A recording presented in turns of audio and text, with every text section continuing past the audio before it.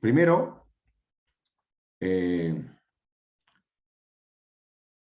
tenemos un modelo económico en Perú hoy día vigente que tiene todo, ¿verdad? Tiene todo el diseño, ¿no? Normativo para seguir desarrollándonos. Prácticamente no tiene nada que enviarle a ningún diseño institucional de ningún país hoy día avanzado, ¿no? Y quiero explicar por qué. Por ejemplo, en la parte más importante, que es la libertad de hacer empresa, ¿no? Hay libertad de contratación y puedes hacer todo lo que no esté prohibido por la ley. Es decir, no puedes contaminar, no puedes no pagar impuestos, no puedes violar normas laborales. Todo lo que no está prohibido por la ley lo puedes hacer, ¿no? Y es así como funciona la economía de mercado en el mundo. Y ha permitido un desarrollo notable del bienestar y reducción de la pobreza en los países desarrollados, ¿no? Hoy día en el mundo, de más de 180 países, solamente hay 33 que están desarrollados, ¿no? Y esos 33 países desarrollados tienen algo en común. Primero, todas son democracias. No existe ninguna sociedad, ningún país, ninguna nación, ningún estado hoy día considerado desarrollado que no sea una democracia, ¿no? Para comenzar. Segundo, todos son economías de mercado y ninguno, el Estado tiene un rol decidiendo qué se produce, qué se consume, y ninguno. Y en tercer lugar, en todas esas 33 economías desarrolladas, el Estado es grande, es importante, cobra impuestos e igual oportunidades. Un francés, un alemán, un italiano, un norteamericano, un canadiense, un japonés, puede escoger el tipo de vida que quiere, no depende de la cuna en que nace, ¿no es cierto? Es una sociedad de esfuerzo, premia el esfuerzo, ¿no es cierto? Y esa movilidad social es importante. Eso se llama igualdad de oportunidades. Y eso solamente es posible por el Estado. El mercado no hace ese trabajo. El mercado hace su parte. Su parte es generar riqueza. Y el Estado hace su parte, que es igualdad de oportunidades. ¿Cómo los hace? A través de la intervención en el gasto público, ¿no? Y lo financia cobrando impuestos. O sea, unos hacen crecer la torta y el Estado reparte mejor las oportunidades y hace que la torta siga creciendo y la gente vive en democracia y en libertad. Eso nos han enseñado hoy día, después de 250 años, las economías desarrolladas, ¿no? Como repito, en todas ellas, en ninguna no existen esos tres componentes, todas son democracias, todas son economías de mercado, y en todas el Estado tiene un tamaño importante. En promedio, en la OECD, el Estado más o menos pesa 40% del producto, ¿no? En Perú pesa 20%.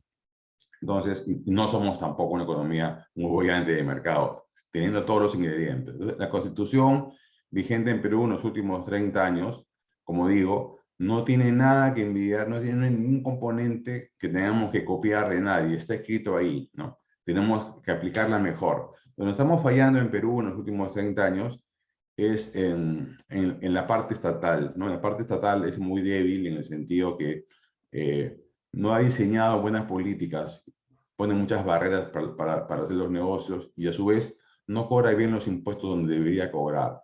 La evasión de impuestos de la renta corporativa es de 50% y la evasión de IGB es de 40%. O sea, el Estado no hace bien su trabajo.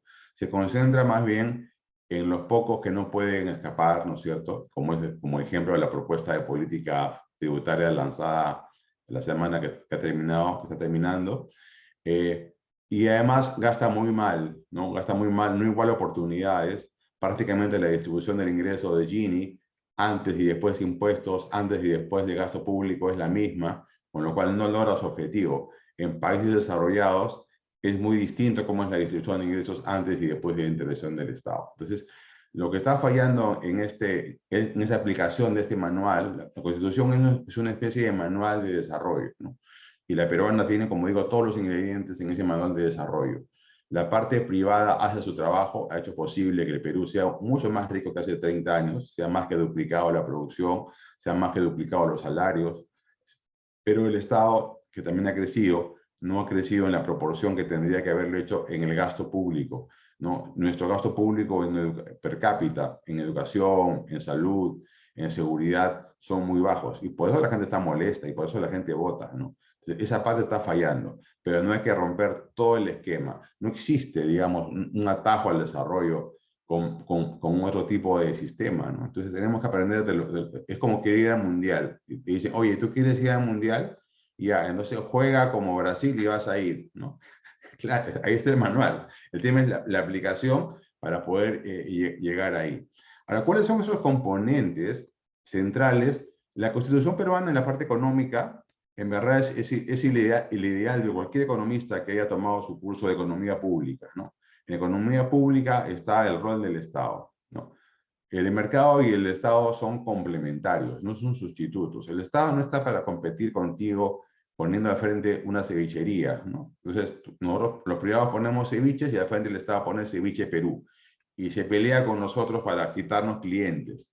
O se pelea con nosotros para quitarnos el mejor pescado, ¿no? Por otro lado está Cevichería Pepito y al frente está Cevichería Perú, compitiendo con los clientes. Esa no es la función del Estado en ninguna parte del mundo. Y en ninguna parte del mundo ese Estado ha hecho posible de manera masiva el desarrollo económico.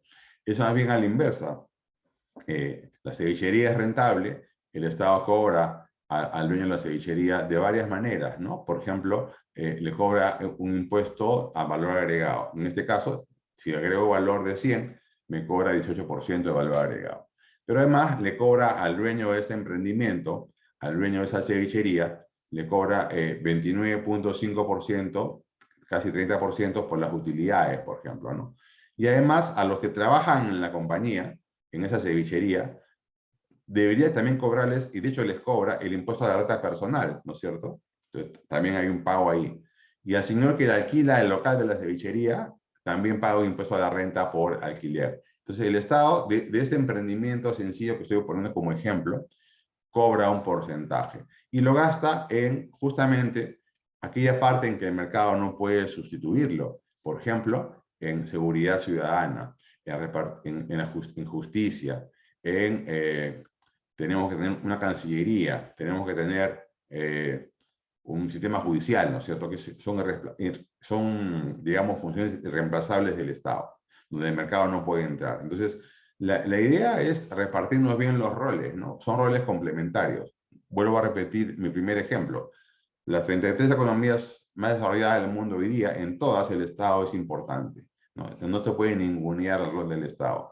Y la economía de mercado también es la principal rectora de cómo se hacen los recursos. O sea, son complementos, no son sustitutos.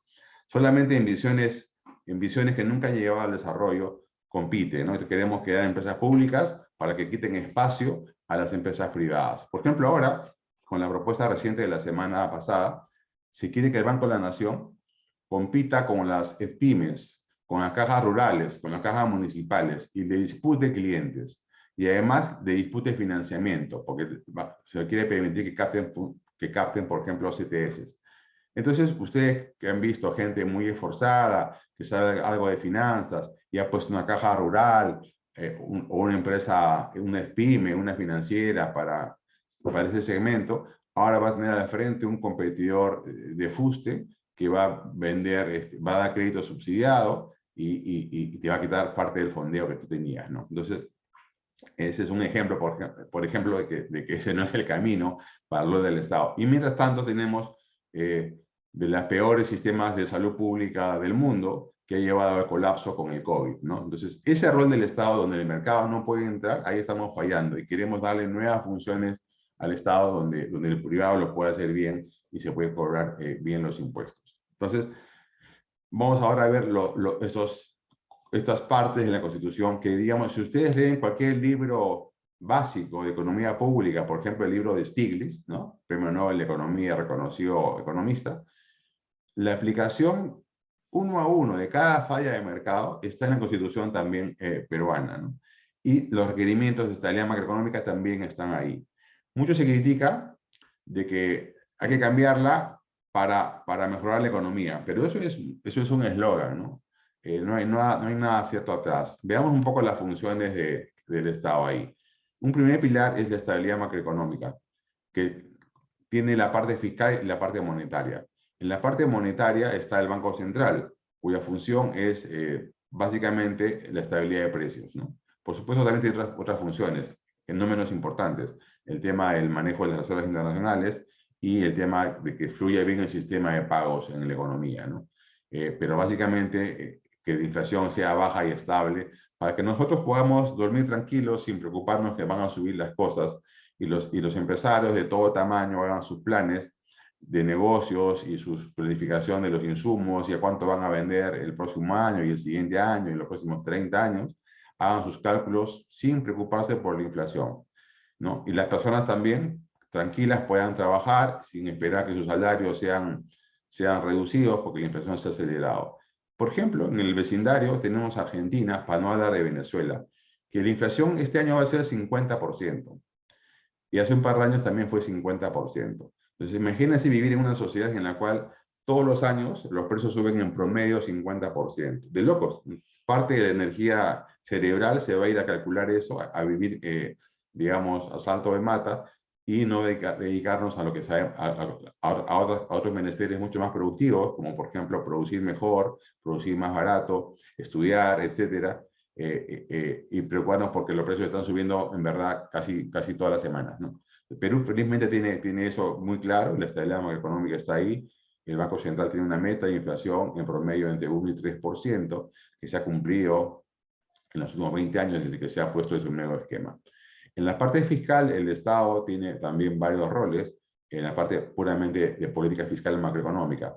Primero es, digamos, recaudar de la manera menos invasiva posible para que la economía de mercado dé sus frutos, ¿no? Que no sea expropiatorio, que no sea tan fuerte la presión tributaria que no hace rentable producir. Por ejemplo, si se nos va la mano con el impuesto minero, la inversión se va a ir a otros países que tengan una ley similar, incluso peor ley del metal, pero que cobre menos impuestos, por ejemplo. Entonces, ahí, si se nos va la mano, podemos llevar a no tener actividad productiva, ¿no? Entonces, es central que diseñemos bien un sistema tributario que no vaya en contra, que no rompa los incentivos a hacer negocios. Y por otro lado, tenemos que gastar bien eso, por eso es el presupuesto público. Todo eso está en la Constitución peruana, ¿no? Que permite todo ese proceso. Y además tengo que ser responsable. No puedo dejar de pagar la deuda, por ejemplo, porque si me corta el financiamiento tengo que reducir el tamaño del Estado. El Perú en los años 70 y 80 hacía lo que hace hoy Argentina. Dejaba de pagar la deuda de pronto y tenía que ajustarse, ¿no es cierto?, a un menor ingreso.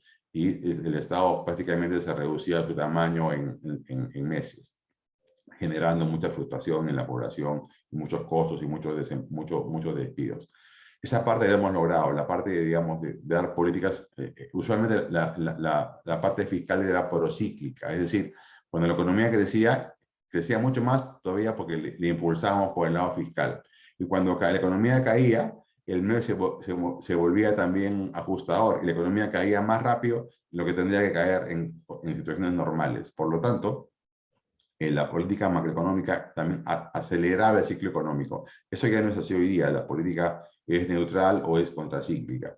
Y por último, es sostenible, eso también es muy importante. No puedes tener deuda pública insostenible que te lleva a un default, una cesación de pagos.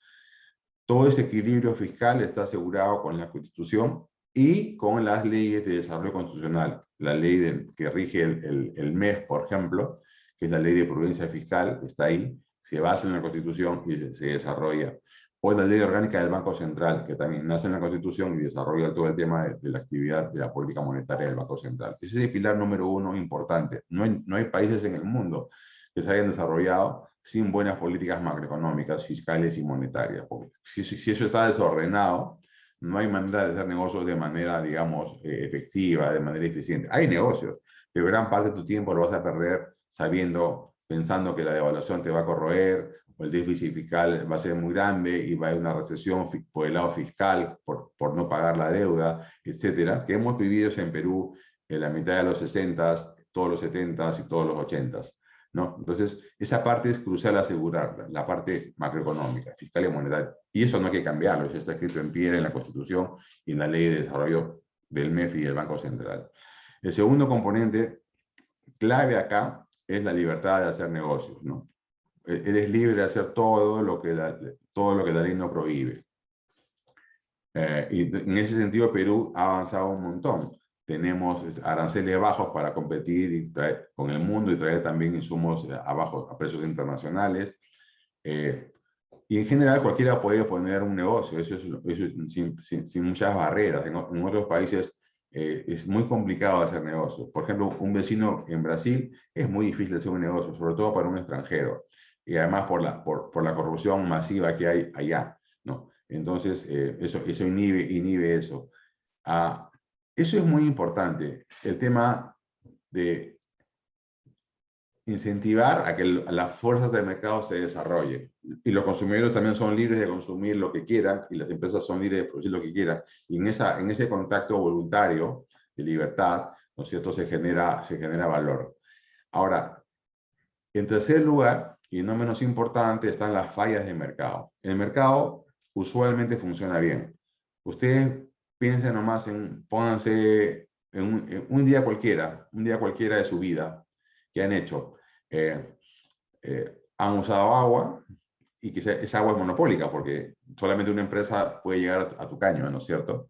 Pero han usado varios tipos de champú, varios tipos de jabón. Ahí el Estado no tiene mucho que decir qué tipo de jabón o champú vas a usar. Por supuesto, prohibir los que tienen pues, componentes que hacen daño a la salud, ¿no? Pero hasta ahí hay libertad. Mira en tu casa, el piso de tu casa, la pintura que has usado, ¿cuántos bienes y servicios de tu día común son provistos por el mercado? Todos, ¿no?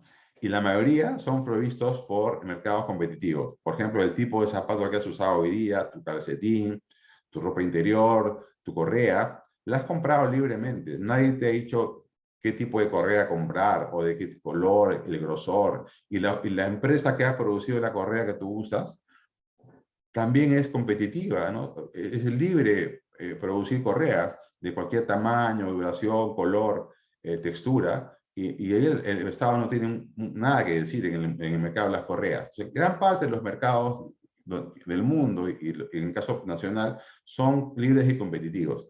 Pero hay casos en los cuales no ocurre eso. Y justamente para eso está el Estado. Y todo ese rol del Estado, cuando el mercado falla, también está en la Constitución peruana.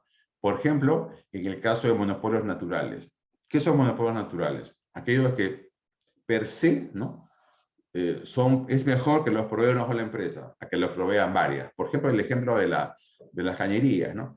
No sería, digamos, rentable, sería demasiado oneroso tener pues en tu casa 10 cañerías para 10 empresas, ¿no? Y vas a abrir el caño de la más barata ese día. Eso no existe. Mejor es que una sola empresa, ¿no?, que es monopólica, tenga el servicio de agua potable en tu casa.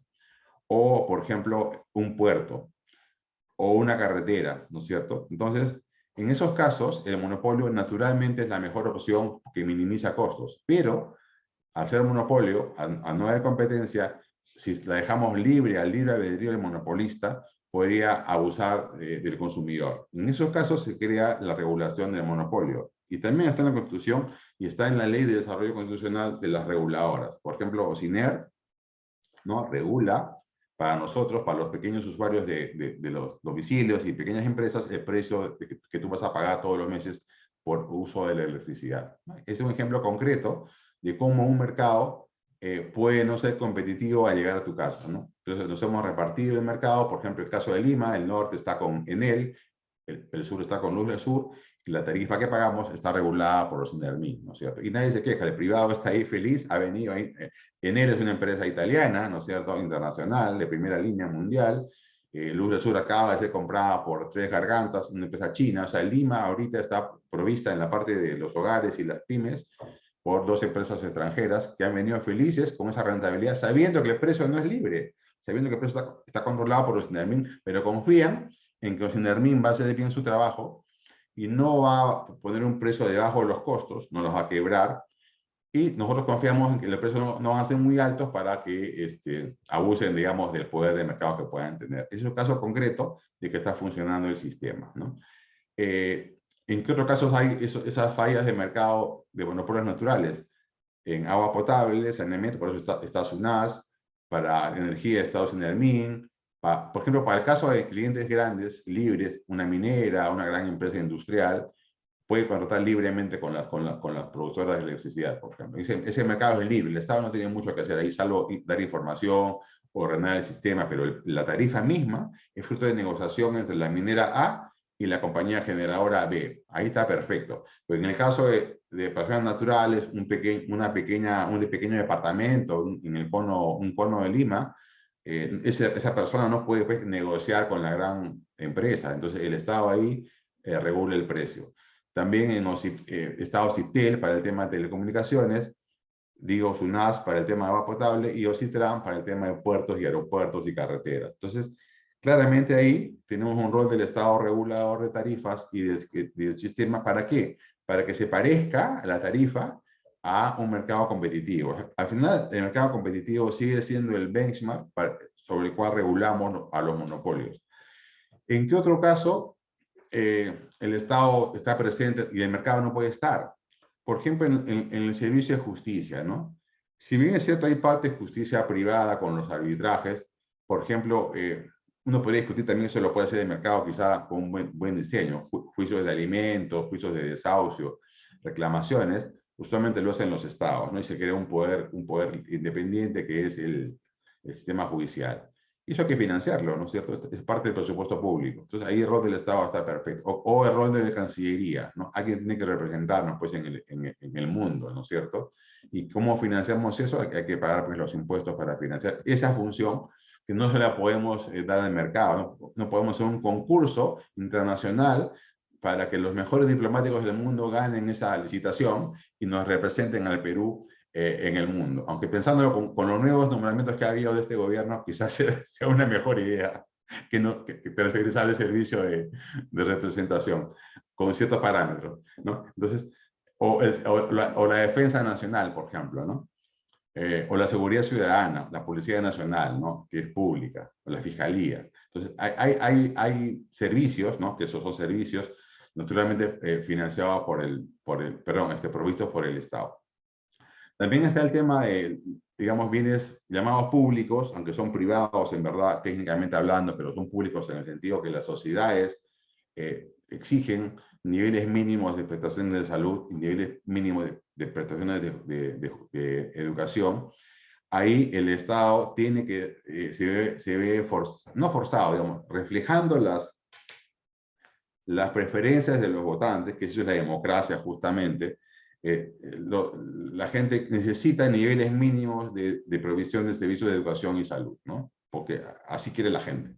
Entonces el Estado tiene que proveer esos servicios, ¿no? Y para proveer los servicios tiene que cobrar impuestos. Por ejemplo, en Estados Unidos, la educación municipal o los servicios públicos son de cierta calidad, o en España son de cierta calidad, son públicos, ¿no es cierto? Muchos de ellos. ¿Por qué son así? Porque la gente vota por eso y el Estado refleja esas preferencias y da ese servicio. Ahora, lo puede proveer usando los privados, ¿no es cierto? Podría proveer el servicio de educación y salud usando los privados o administrando directamente. En el caso peruano, el MINSA administra directamente los hospitales, las postas, los centros de salud. El Ministerio de Educación administra directamente los colegios públicos, ¿no es cierto? Y brinda ese servicio. El privado podría no querer hacerlo. A tarifa cero, el privado no va a entrar, ¿no? A dar ese servicio. Pero a una tarifa razonable podría entrar con un subsidio estatal. Pero lo que quiero decir es que esas labores típicas de provisión las hacen los estados. Entonces nos hemos repartido bien los roles. La estabilidad macroeconómica está clave en la Constitución. En segundo lugar, la provisión de servicios. Y en tercer lugar, allá donde el mercado puede fallar, en el caso de bienes públicos, en el caso por ejemplo, externalidades, también el Estado se hace presente. En casos de información asimétrica también, el mercado puede fallar cuando hay información asimétrica. Por ejemplo, hace 100 años, tú podías consumir una galleta y no sabías los componentes, ¿no? O una gaseosa. Hoy día hay asimetría de información. Entonces el Estado obliga a que en la etiqueta de la bebida gaseosa salgan los componentes, octógonos, por ejemplo, también, o antes los fármacos, hace 50 años está el nombre del fármaco, hoy día sabes quién es el químico farmacéutico, sabes todas las contraindicaciones. Eso es romper la asimetría de información. Ahí se resuelve en cada cajita de medicinas está, pues, la información para el usuario. pero por ejemplo, en casos de bancos, un depositante no va a investigar pues, cómo está tu banco, si me voy a cambiar de banco, o cómo se administran esos depósitos, los riesgos que está tomando ese banco. Para eso está la SBS. Entonces, la SBS su razón de ser es romper esa simetría de información que hay entre miles de usuarios y el banco. Entonces, dormimos tranquilos porque la SBS se va a encargar de velar para que se cumplan los requisitos mínimos de estabilidad y solvencia para que estemos seguros con nuestros ahorros, por ejemplo, ¿no? O el tema de los seguros, ¿no? Obliga a las compañías de seguros a ser solventes para que puedan enfrentar los contratos que han hecho con nosotros de darnos un seguro. Entonces, un individuo no puede exigir eso a una compañía de seguros, no tendría la información ni el tiempo para hacerlo. A diferencia, por ejemplo, de comprar zapatos, ¿no? Comprar zapatos es una relación de horas, veo un zapato, me lo compro y me voy, y el rol del Estado es mínimo, ¿no? Pero en el mercado de seguros el rol del Estado es justamente fijar parámetros para que las empresas no puedan abusar, entre comillas, de esa simetría de información. Y eso también está en la Constitución peruana, ¿no? Hemos creado la SBS para eso. Es una falla de mercado, por ejemplo. De las fallas de mercado, todas las fallas de mercado que uno puede ver en un libro de texto, todas están remediadas en la Constitución peruana. Como digo, es un manual, no está escrito en esa manera, como el libro de texto, está escrito de manera, digamos, distinta, más como le gusta a los abogados, pero sí refleja un diseño muy potente.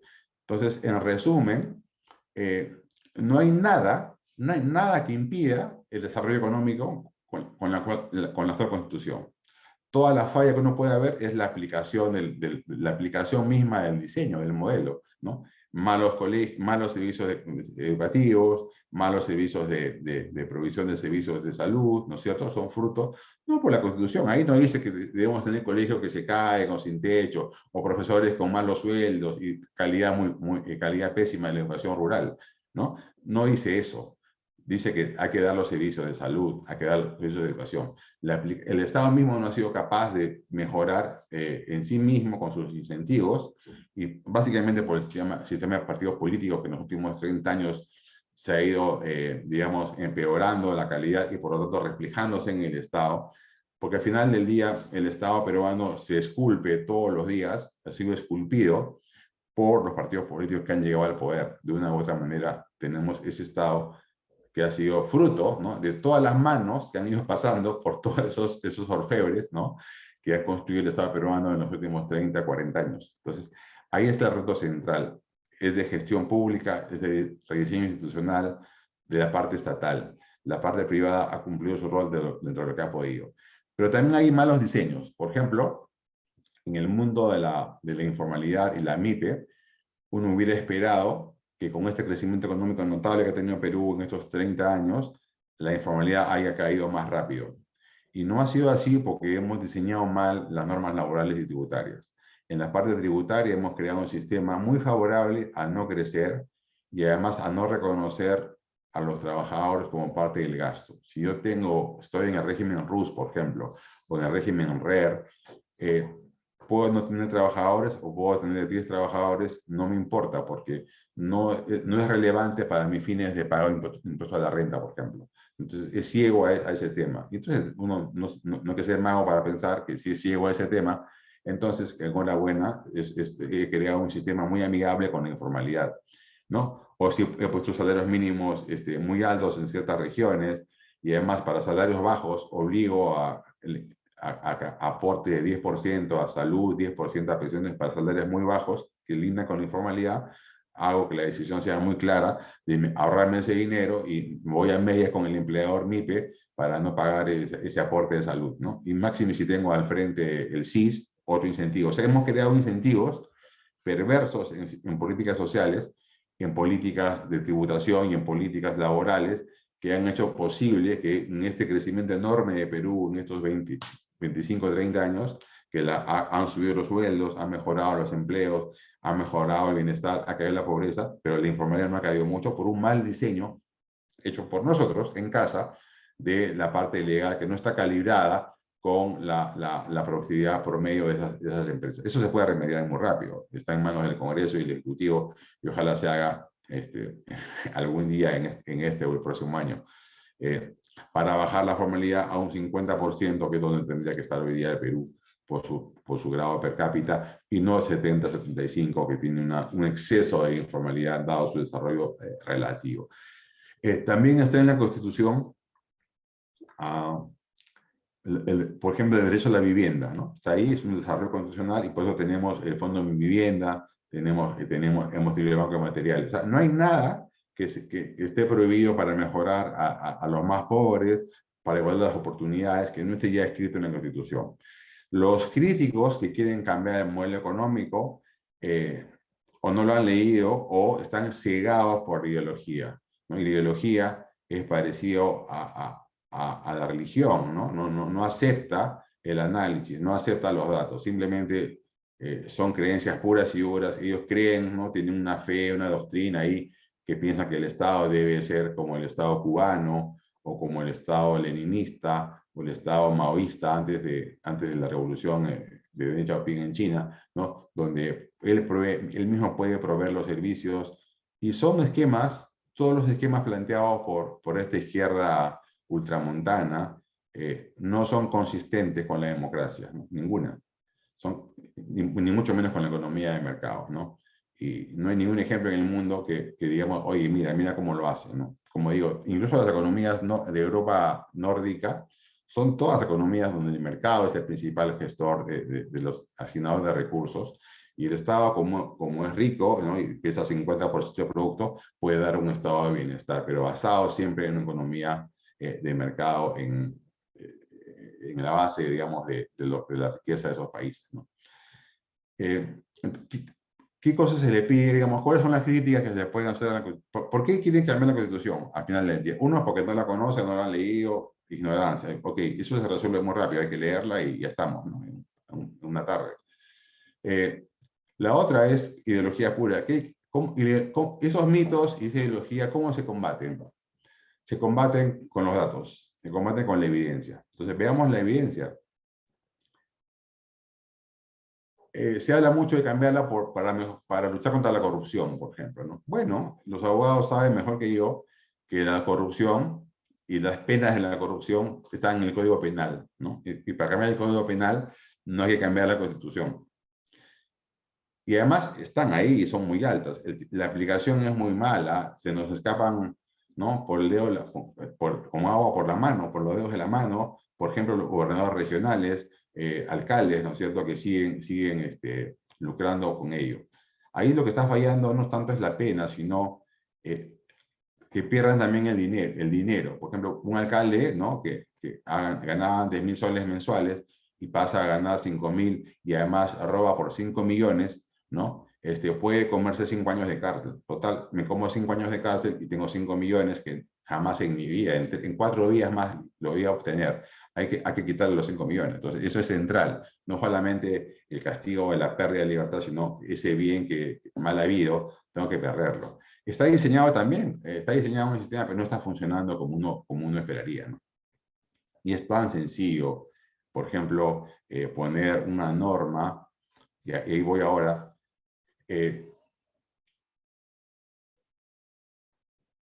hasta ahora hemos hablado casi de puro derecho, ¿no? Mucha gente piensa, oye, hay que ponerle más derechos a la Constitución. Perfecto, está el derecho ahí a la vida, el derecho a la educación, a la salud, a la vivienda. Uno podría hacer normas de desarrollo constitucional, por ejemplo, para Internet, y decir, oye, Internet debería ser gratuito. De hecho, es así. Y de hecho, hoy día hay este plan del eje de Rosal en Perú, donde permite acceso a Internet subsidiado. O sea, no hay nada que se nos pueda ocurrir que no se pueda hacer hoy día ya mismo con el actual sistema legal peruano, ¿no? Pero ahora quería hablarles de la responsabilidad, no solamente de los derechos. Mucha gente, digamos, habla de los derechos sociales que están ahí, al medio ambiente. Entonces, perfecto, yo me compro todos los derechos, bienvenidos. En la hora de los deberes, el deber mínimo en una sociedad moderna, ¿no?, de mercado, como que hemos hablado de estas 33 economías desarrolladas del mundo, es la obligación de pagar impuestos, ¿no? Es una obligación. Si yo vivo en una sociedad que me brinda seguridad, justicia, buena salud, estoy en Holanda, ¿no?, Bueno, como holandés tengo que pagar impuestos, tengo que declarar y pagar impuestos. Bueno, en Perú somos 18 millones de personas que hemos trabajado la semana pasada.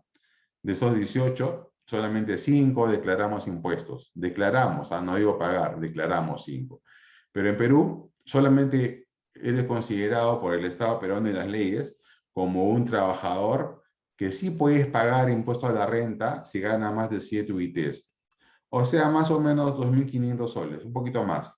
Si tú ganas, eres formal y todo, pero ganas menos de 2.500, no pagas impuestos a la renta. Si ganas encima de eso, comienzas a pagar 8% y va subiendo, ¿no? Entonces, ¿a dónde voy? De esos 18 millones, solamente 5 o 6 declaramos, pero pagamos efectivamente 1,500,000. O sea, solamente 1,500,000, ¿no?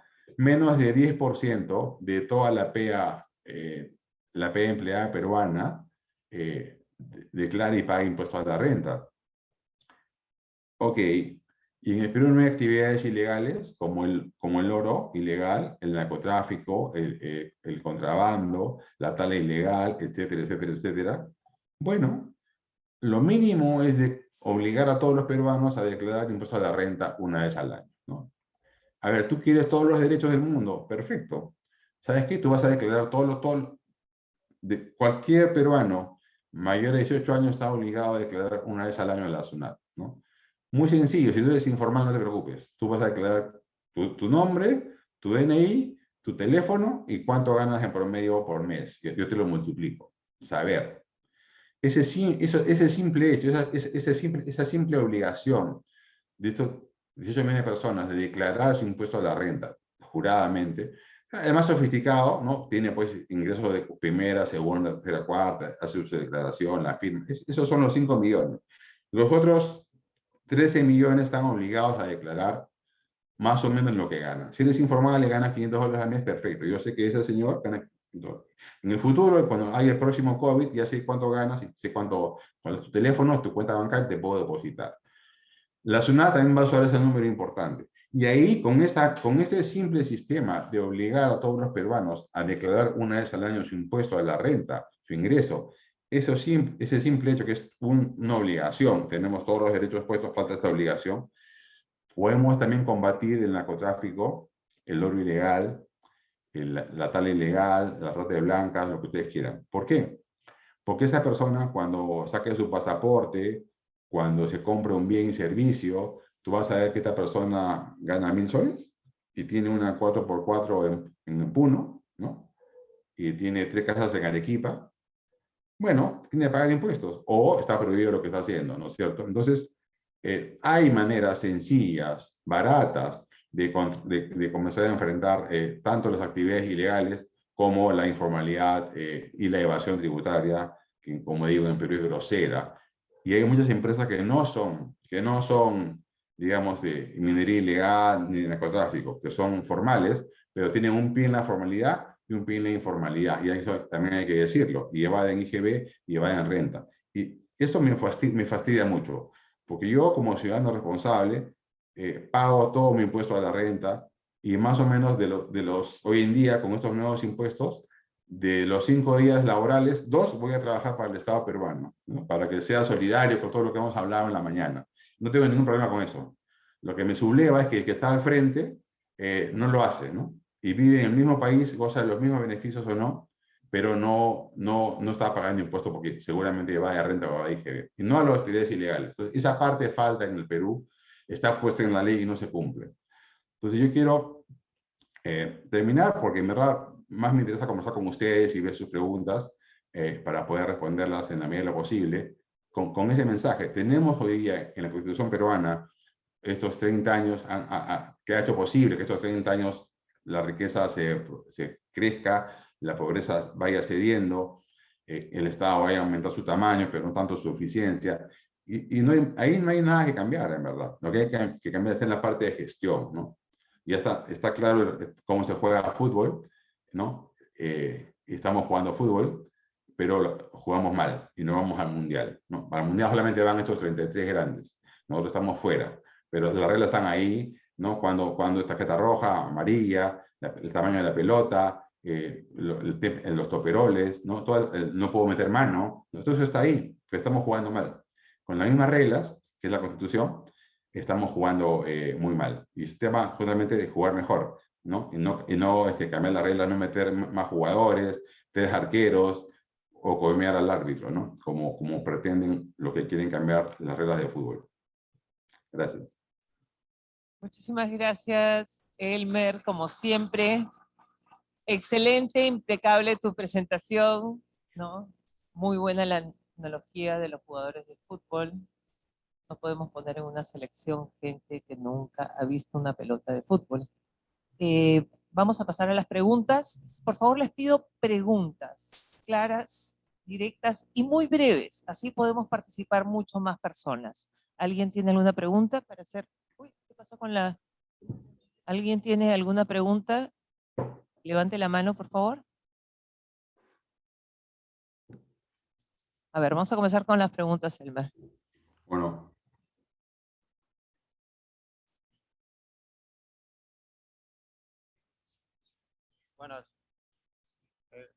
Buenos días. Hola, ¿qué tal? Sí, te escucho. La pregunta es básicamente referida a la informalidad. Sabemos que en el Perú el 70% de habitantes prácticamente vive en la informalidad. Y no es necesario estudiar mucho, simplemente ir por la calle. Ayer, por ejemplo, en la marcha, antes de ir a la marcha que se convocó frente en el Parque Universitario, fui por Peja Redonda y la cantidad de informales es realmente impresionante, ¿no? Entonces, mi pregunta es la siguiente. A esa cantidad de informales que no pagan impuestos, no, y que prácticamente sobreviven, ¿cómo se les podría obligar a pagar impuestos si están en un estado de sobrevivencia prácticamente? ¿No? Esa es la pregunta. Muchas gracias. Muchas gracias por la pregunta. Me permite aclarar varios temas que son centrales en el análisis. Mira, informalidad es un concepto en verdad más que económico, es legal y económico, ¿ya? Porque informalidad se refiere a alguien que no cumple la ley, ¿ah? Por ejemplo, la informalidad tiene dos padres, ¿no? Un padre y una madre. El padre es la economía y la madre es la ley, ¿no? Una vez puesta la ley y la economía, cortas ahí y defines quién cumple y quién no cumple. Es un eufemismo para algo ilegal, ¿no? Por ejemplo, en el caso de la informalidad, hay que ponerle apellido. Hablemos un rato solamente de la laboral. Y me voy a explayar porque es un tema central para entender mejor el Perú y a la economía.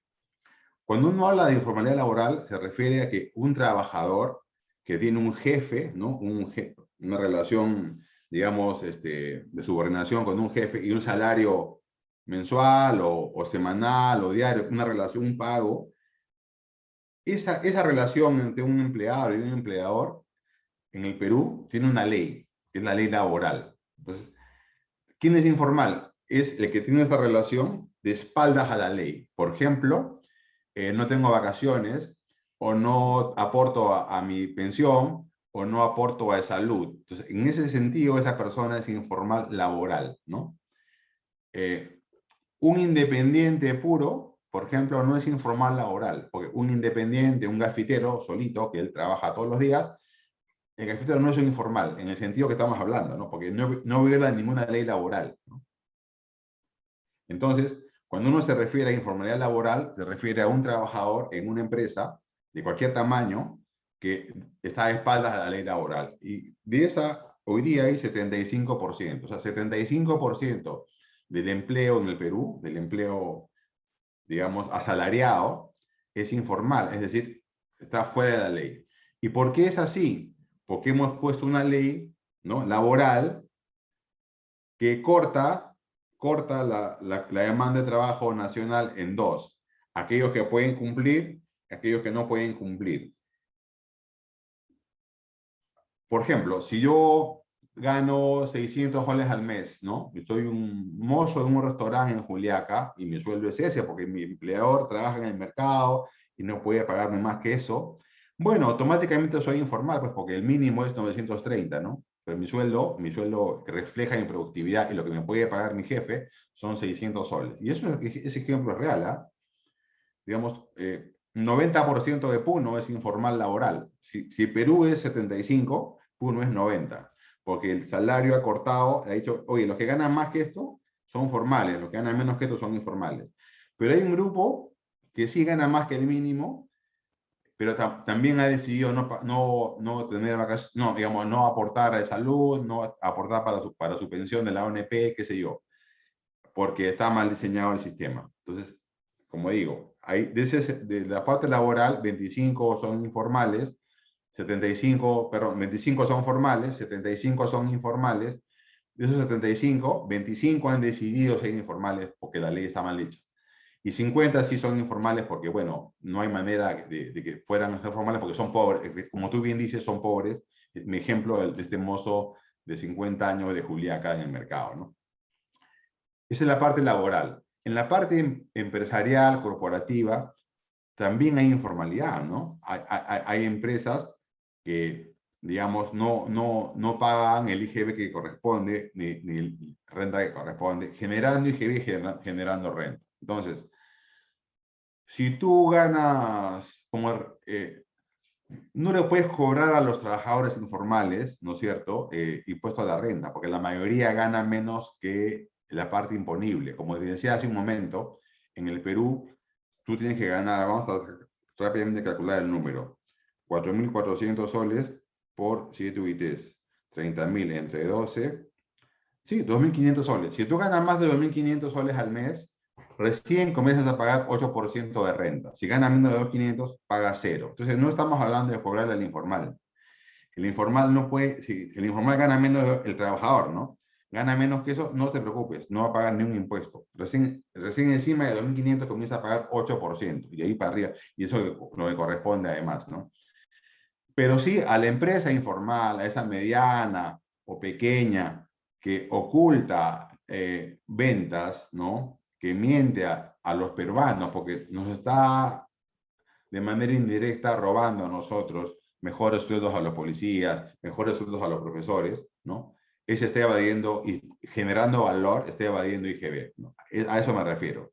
O si acaso tiene rentabilidad muy alta y debería pagar 29.5% de esa utilidad, no lo está haciendo, eso también es complicado porque el tipo está haciendo utilidades, ¿no? Entonces, nadie está hablando acá de cobrarle al que no gana. Más bien, al contrario, hay que darle salud gratis, educación gratis, para que él y sus hijos tengan oportunidades y vivas en este país que es nuestro y es solidario, ¿no? Y queremos formar justamente una sociedad cohesionada. Y por eso pagamos impuestos todos con gusto, para que el que no puede no puede pagar eso, pueda tener esos servicios gratuitos, ¿no? El que no puede tener guachimán, pues tiene la policía, ¿no?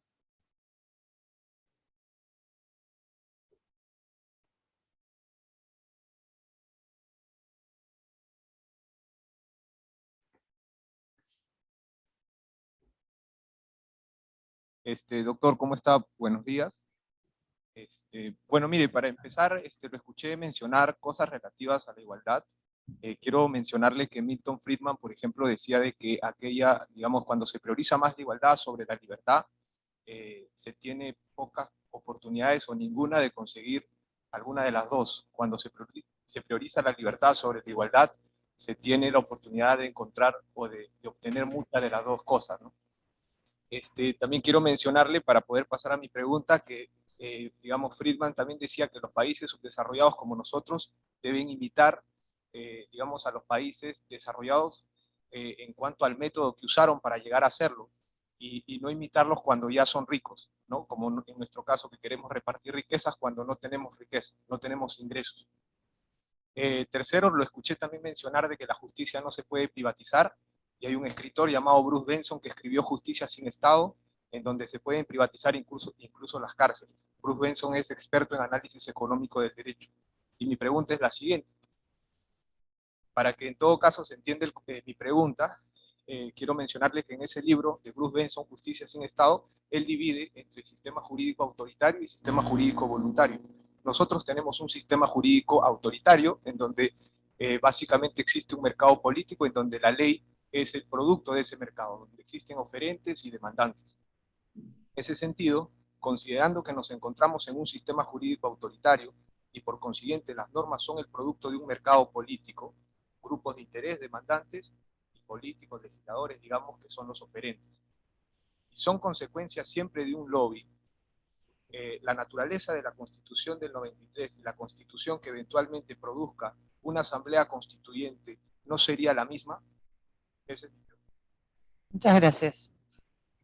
Ok, son tres preguntas, vamos a contestarlas, intentar contestar las tres.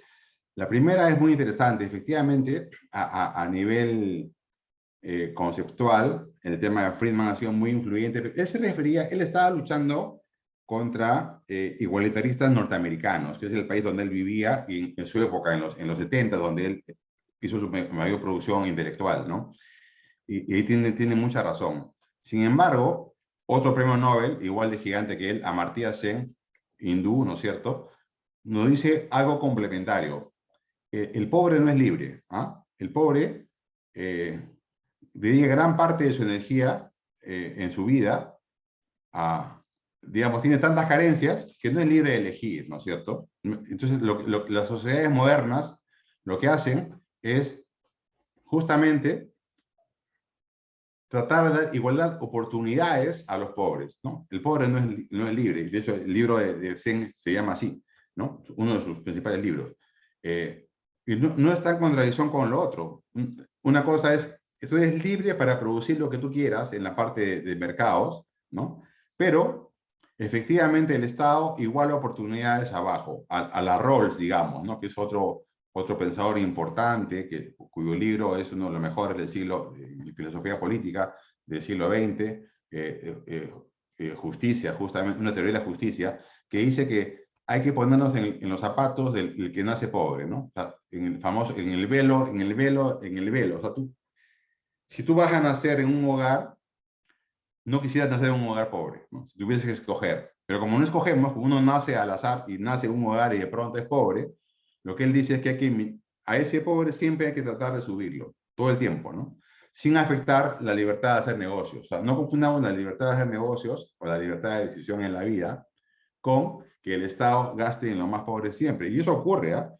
En las 33 economías que hablaba hace un momento, en las 33 hay políticas sociales explícitas para moderar el tema de la pobreza. Ahora, si uno efectivamente en la vida, ¿no? Que te han dado todos tus padres y todas las oportunidades y tú has decidido, pues, por el ocio, ¿no? Y por lo tanto has decidido tener un ingreso bajo, enhorabuena, es tu decisión, es el ejercicio de tu libertad. Pero el pobre no es libre de decidir eso, ¿no? Tiene muchas carencias en la vida y sufre mucho. Entonces, van de la mano, no es contradictorio lo que digo. Y por algo, en esos países desarrollados hoy día, todos de mercado, que tienen un per cápita el doble, el triple que Perú, en todos ellos los estados, ¿no?, se encargan de igualdad de oportunidades, que no es lo mismo que igualar los salarios. ¿Ah? No estamos hablando de igualar los salarios. El que se esfuerza gana más el que se esfuerza más gana más que el que se esfuerza menos. Eso está clarísimo. No estamos hablando de igualdad salarial o igualdad de ingresos. Eso debe ser proporcional al esfuerzo de cada uno. Estamos hablando de igualdad de oportunidades abajo, nada más, ¿no? Y eso es complementario a lo que dice Sen con lo que dice Friedman. En el tema de copiar, efectivamente, digamos, copiar hoy día a Francia, hay que copiar a Francia en el siglo XIX, ya no es posible, ¿no? Simplemente, primacía de la realidad. Hoy día hay normas, ¿no? Hay derechos básicos, por ejemplo, el tema de la contaminación. Podríamos decir, oye, ¿sabes qué? En Perú no nos importa la contaminación, ¿no? Eso es el problema del COP y acá sigamos contaminando porque contaminaban también los países capitalistas en el siglo XIX y Perú está en el siglo XIX, contaminemos nomás los mares, desaparezcamos las especies acá, porque bueno, no podemos copiar lo que hoy día ya hicieron ellos. Eso ya no es posible hoy día, ¿no? Puede estar lindo para escribirlo, pero no es posible. Hoy día ya hay digamos, justamente, ¿no? Vivir en un mundo globalizado te obliga a ciertos estándares. Entonces, no hay manera, tenemos que tener los estándares mínimos que otros países, pero sin que esas barreras inhiban nuestro desarrollo, ¿no? Y estamos hablando justamente, buen punto, afinar bien los límites. Si ponemos límites máximos permisibles en temas ecológicos, por ejemplo, de primer mundo, podríamos estar en el límite afectando la generación de riqueza y menor pobreza en el país. De ahí a no poner nada, hay otro extremo, ¿no? Pero hay un espacio ahí muy fino, muy técnico, para poner ciertas normas de ese tipo. Y también me refiero a las normas laborales, por supuesto, pero uno puede hacer, digamos, no podemos tener los estándares hoy día, salvo que un sector privado moderno que sí lo puede hacer, al grueso de la economía. Y por eso, de hecho, parte de ese proceso tiene que ver con la generación de informalidad, por querer poner metas de primer mundo a países que todavía no han tenido un per cápita más alto. Finalmente, en el tema de los servicios públicos, efectivamente, una cosa es que el Estado licite a alguien para que maneje un colegio, o que maneje un juez de paz, o las cárceles, o por ejemplo, que administre parte de la justicia en una corte, digamos, ¿no?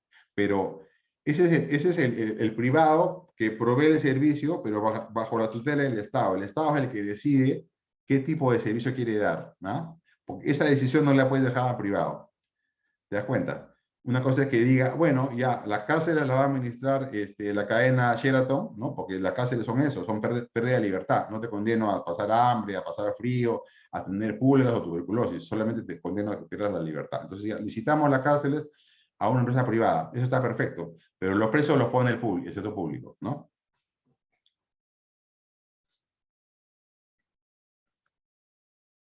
Ok.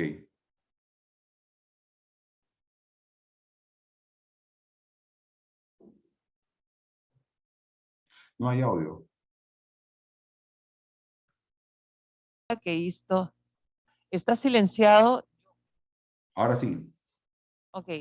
Parte de las preguntas que hizo mencionó la Asamblea Constituyente, que me parece un tema importantísimo. ¿Y cómo enfocaste el tema de la Asamblea Constituyente?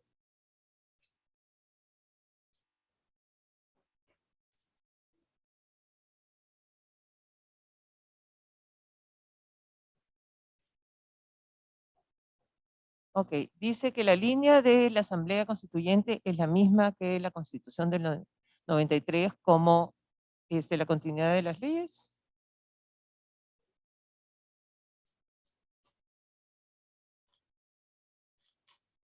Ya, que ambas la Asamblea Constituyente y la Constitución del 93 son parte de un mercado político. A ver, efectivamente, en la política hay oferta y demanda también, ¿no? Los candidatos son parte de la oferta. Por ejemplo, hemos tenido 18 candidatos ahora en las elecciones de este año, ¿no? Esa es la oferta política. Y la demanda es todas las preferencias de los votantes, ¿no? Que están segmentadas, y al final se elige a que tiene mayores preferencias acumuladas, digamos, ¿no? Así funcionan las democracias. Efectivamente es un proceso de oferta y demanda, pero esta oferta y demanda, no hay precio en ese mercado, ¿no? Es un mercado distinto, digamos, ¿no? No es un mercado de asignación de recursos, ¿no?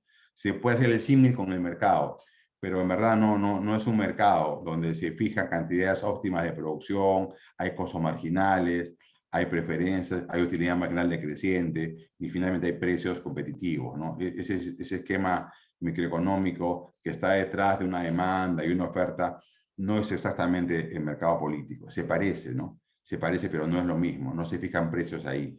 No hay un precio del presidente Castillo, un precio del candidato Humala, un precio del candidato Hernando de Soto, ¿no es cierto? Lo que sí hay es un mecanismo competitivo, que es diferente a un mercado. Hay un mecanismo competitivo donde se presentan los ofertantes de propuestas, y al frente están los demandantes de propuestas, y bajo ese esquema repetitivo está la democracia, ¿no? Y en Perú, justamente, lo complejo de eso es que, siendo una sociedad tan fragmentada, ¿no? Tenemos que cambiar el diseño para el proceso competitivo. Y hay 2 premios Nobel de Economía, también, y aquí hemos hablado de Friedman y hemos hablado de Amartya Sen. Hay 2 premios Nobel de Economía que hablan del diseño de mecanismos. ¿Qué cosa es eso? Hay mecanismos que no solamente son en el mercado. Por ejemplo, este mecanismo de la democracia. Entonces, ¿cómo hay que diseñarla mejor para que justamente una sociedad como la peruana tan fragmentada, ¿no?, falle en la representación y tengamos resultados que son peores para todos? ¿Cómo se resuelve eso? Con un sistema de partidos, por ejemplo, ¿no? Si tuviésemos partidos nacionales, ¿no?, que puedan representar mejor, tenemos que tener, siempre tendrá el equilibrio. O, por ejemplo, como hacen otros países donde obligan, en el caso de España, por ejemplo, obligan a una coalición en el Congreso para generar gobierno. Y si no se ponen de acuerdo, no hay gobierno, ¿no? Por ejemplo, son mecanismos que no son de mercado competitivo friedmaniano, son mecanismos que hacen que el proceso competitivo de la democracia dé un mejor producto y sea más estable, ¿no? Te obligan a concertar, por ejemplo. Eso no es mi campo de especialización, pero hay un camino por recorrer ahí. Y justamente Perú está fallando en ese sistema, ¿no? Hay partidos locales, regionales, no está fallando en la representación. Y es lo que los politólogos llaman crisis de representación, que seguramente Marisol nos va a explicar un poco más de eso al final de la mañana. Tenemos ya 4 preguntas, por favor, muy, muy breves. Nos está faltando el tiempo. A ti también, Elmar, te voy a pedir un poco de síntesis. Buenos días, muy agradecido con su exposición. Mi pregunta es directa y solicito un resumen específicamente. Existiendo una economía social de mercado exitoso, bueno, copiando el ejemplo exitoso de Alemania, ¿cuáles serían los primeros pasos para eliminar la desigualdad, ya que esto es uno de los argumentos más típicos para cambiar la Constitución? Nada más. Gracias. Mira, es un tema enorme el que planteas, pero básicamente se trata de que haya mínimos, ¿no es cierto? Mínimos para poder jugar en una cancha igual, ¿no? Ya que hemos hablado de la regla de juego, que es jugar fútbol, ¿no? Que estos jugadores de fútbol, ¿no?, el mejor jugador, que sea Messi o Ronaldo, y que tenga ahí que tenga su Lamborghini, enhorabuena, y que pague impuestos, ¿no? Y el peor jugador, pues, también puede vivir y mantener a sus hijos. Pero que no haya jugadores sin zapatos, ¿no? Que no haya jugadores que no hayan comido ese día, ¿no? Entonces, a eso me refiero. Por eso que usando el ejemplo del Rolls es siempre gastar en lo más pobre de la sociedad, y el ejemplo de Zen es justamente igualar las oportunidades, no los resultados. Tú no quieres que ese chiquito que ahora puede jugar con zapatos, con toperoles, va a jugar igual que los demás, y que debe ganar lo mismo que los demás, y poner un precio, y los jugadores de fútbol van a ganar siempre en este rango. Eso es igualitarismo barato, que además es injusto, porque el igualitarismo de ingresos es el más injusto de los sistemas, porque castiga al éxito, ¿no?, y premia al ocioso. No estamos hablando de eso, estamos hablando de igualar las reglas de juego, nada más, la cancha. Y eso se hace justamente con un Estado que pueda recaudar bien, que no sea invasivo en su mecanismo de recobro, y que iguale las oportunidades, ¿no? Muchas gracias.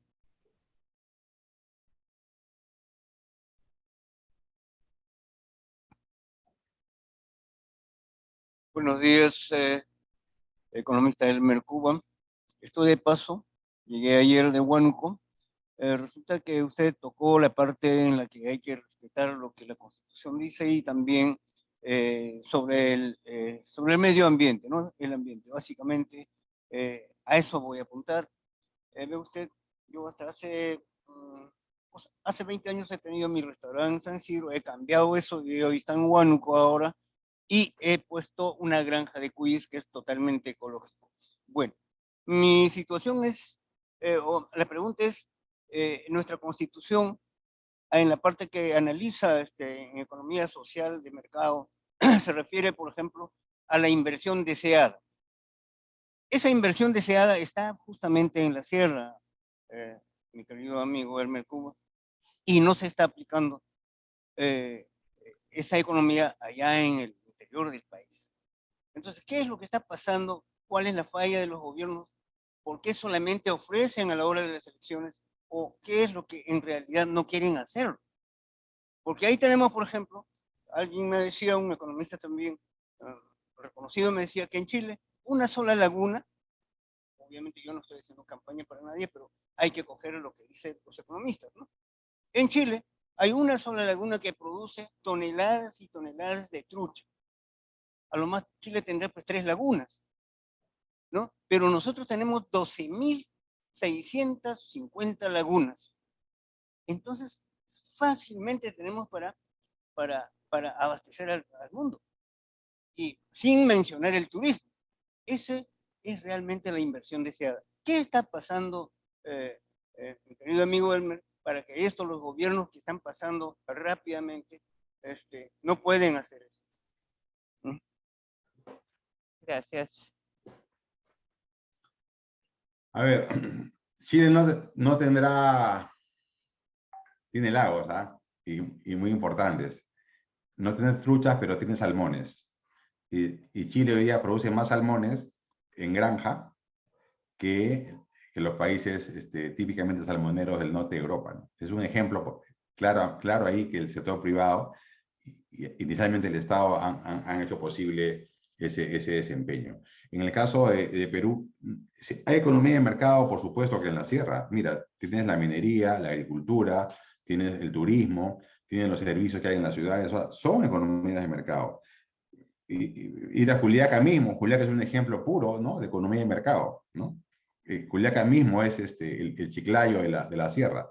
Lo que falta es, digamos, más capital físico y humano, ¿no?, para desarrollar, y más infraestructura, porque los Andes son una barrera importante, ¿no? Los Andes son claves acá para entender parte de la historia del Perú también, y parte del libro de Julio Kotler, de Clases, Estado y Nación, que él una vez me reconoció que le faltó ver el tema de los Andes como gran barrera al Estado peruano. Entonces, infraestructura es la misma receta, solamente que lamentablemente por razones históricas, efectivamente, la sierra peruana ha estado más rezagada, y hoy día la sierra tiene peores indicadores de salud, de educación y de ingresos que el resto del país, ¿no? Y eso justamente se resuelve con esta igualdad de oportunidades que hablamos al principio, ¿no? He sido muy corto en aras del tiempo. Y por favor, gracias. ¿Qué tal? Buenos días a todos. Mi nombre es Fernanda Ceballos. Bueno, mi pregunta va más en realidad sobre el rol de Indecopi en una economía social de mercado, porque nosotros sabemos que el correcto funcionamiento de esta economía social de mercado, en realidad el rol de supervisar, de sancionar, ¿no? Protección al consumidor, competencia desleal, competencia, es del Indecopi. Pero ¿qué es lo que pasa? La Constitución política tiene varios conceptos que, si bien el Indecopi en su momento los ha desarrollado, ¿qué pasa? Que tenemos un tribunal constitucional, ¿no?, que ha pasado el tiempo y desarrolla conceptos a raíz de conceptos abiertos. Por ejemplo, el artículo 1 de la Constitución, que habla sobre la dignidad humana. ¿Y qué es lo que ha hecho ahí? Lo que ha hecho es que ha metido conceptos, ha ampliado conceptos que van más allá de la función de una economía social de mercado. Por ejemplo, no sé si vieron el nuevo Código Procesal Constitucional, que prácticamente te habla de un derecho al agua. Ustedes saben que todo derecho tiene un costo, y nosotros tenemos que regirnos estrictamente a lo que es una economía social de mercado. Quiero saber cuál es el paso a seguir. Mi opinión sobre esto es que ahorita el Estado, como decía Hernando de Soto, es un Estado fallido. ¿Por qué? Porque se ha vuelto más una agencia de empleo, una agencia para hacer competencia desleal a todos los empresarios, más que una ayuda. En ese sentido, para mí, la solución es que el empresario, los individuos, las personas de afuera, tienen que ver la manera de saber lo importante es que cada ciudadano se involucre en temas de Estado. El Estado, ¿qué está haciendo ahora? Es que está metiendo a tanta gente y obstaculizando que gente nueva se meta. Esa es mi opinión. Muchas gracias. Creo que no fue una pregunta, pero ¿cuál es tu comentario al respecto? El rol de Indecopi. Sí, a ver, no, Indecopi, digamos, es una institución nueva en el sentido que no está no es pues de inicio de siglo, ¿no es cierto?, o de la República Peruana, y nace justamente con la Constitución porque la economía de mercado se complementa, ¿no es cierto?, con legislación antimonopolio. O sea, si tú, existen empresarios, y es parte de la historia del capitalismo también, que pueden coludir, ¿no? Por ejemplo, en el caso de Estados Unidos, la famosa colusión del acero, ¿no? Con JP Morgan, que llevó después a justamente crear una agencia que prohíba la colusión, ¿no es cierto? Eso es Perú también. Entonces, la economía de mercado también tiene sus propios mecanismos de control. Así como hablamos de los reguladores de monopolios naturales como CNR o CIPTEL o Citran, también está, para todos los demás casos en los cuales exista colusión, hay penas para ese delito, ¿no es cierto? Hay multas y también hay cárcel en otros países. Y en Perú pronto va a haber también, creo que ya está vigente el tema penal. Entonces, Indecopi yo tengo la mejor impresión de Indecopi, ¿no? Y está haciendo, más bien ahora está en riesgo, porque han cambiado la cabeza, una cabeza que es muy discutible la cabeza que han puesto ahí, pero sí está cumpliendo su rol dentro del ámbito que le corresponde. Y en cuanto al derecho al agua, por ejemplo, es muy interesante eso, porque efectivamente el derecho al agua no quiere decir que te vas a tener agua gratis. Derecho no es gratuidad. Derecho es que cualquier hogar que pase por la frente de tu casa una red de servicios, ¿no? Ya, si tú quieres invertir en la acometida, que es en la instalación, ya es privado y ya hay que pagar por el agua. El derecho se refiere a la obligación de acercarte ese servicio público a ti sin que sea gratuito, ¿no? Una pregunta, me van a disculpar, pero esta es la última pregunta. Sí, muy breve. En el ideario de Perú Libre se habla de la economía social con mercados. Lo que quería saber es si nos puedes explicar qué implica este concepto en la nueva Constitución. De una manera breve, yo sé que de repente...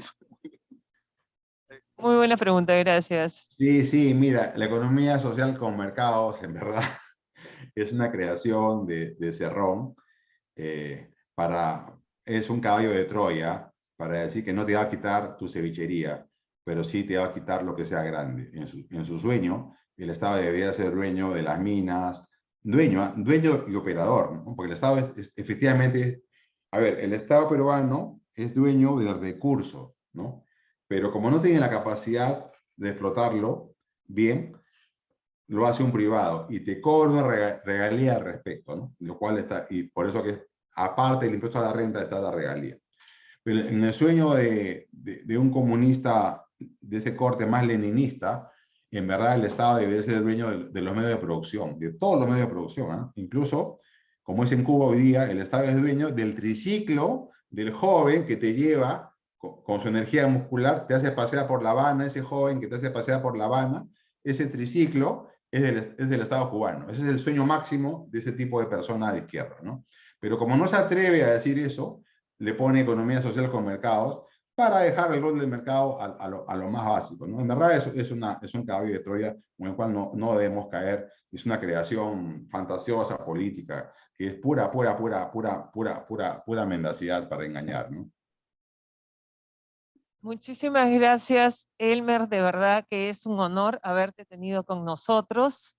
Esperemos que este tipo de foros se puedan repetir y volvamos a contar con tu presencia. Sinceramente, gracias por estar con nosotros, Elmer. Un placer, cuando quieran. Un aplauso para él, por favor.